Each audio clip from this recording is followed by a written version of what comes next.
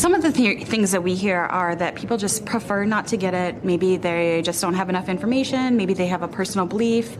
And so really we're trying to provide education and outreach, answer any questions that they have without providing pressure. Ultimately, it's getting past those personal questions and beliefs that we've been most effective. Coming to them, meeting them where they are, that's been very helpful in getting people vaccinated. And that's really what our mobile team is about, is getting meeting people where they're at, going to them where they might not go to a traditional clinic. That's Ashley Jude. She's a program coordinator for a mobile vaccine program in Minnesota that's really doing yeoman's work to find unvaccinated pockets of that state wherever they can, so they can try to get a shot, try to get a vaccine to every single possible person they can, by hearing people out one-on-one, by coming to people where they are, as you just heard her say.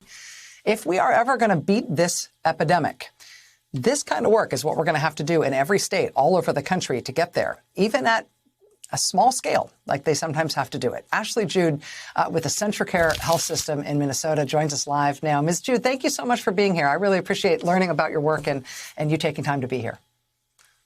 Thanks for having me to talk about it. So given what you've seen on the ground, what you and your team have been doing, what's working? When you drop into these communities, your team comes face to face with people who have been unsure if they wanted to get vaccinated, or maybe they thought they didn't want to get vaccinated. What works?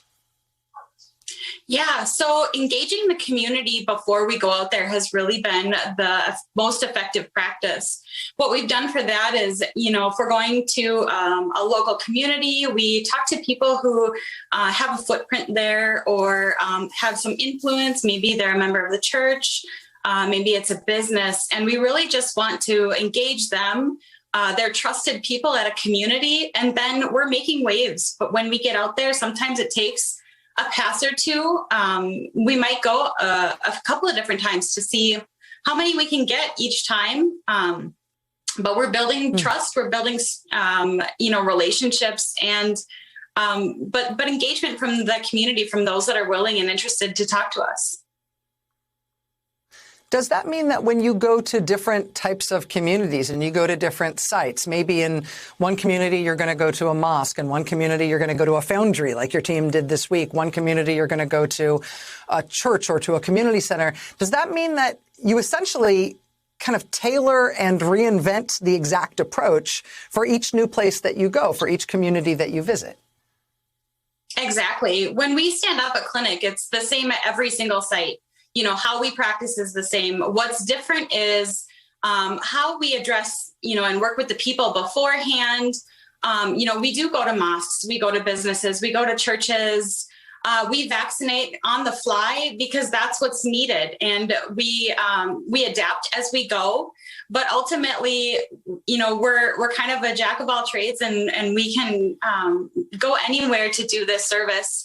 The outreach is what's a little bit different, whether you engage them on multiple times beforehand, whether you send a team for education beforehand, whether you just have a local location that's helpful. We've seen that, it's a church in their community, and that makes them comfortable enough to come in and have the conversation. And that's what we need to do, is get people in to start the conversation.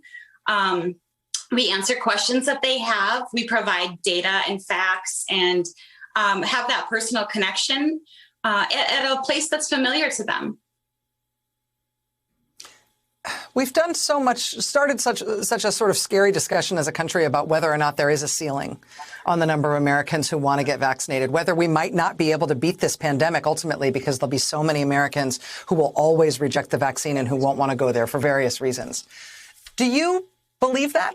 I mean, having done this work on the front lines, do you think that if you approach this nimbly enough that we could actually get enough people vaccinated, you can get so that we sort of, as a country, get across the finish line?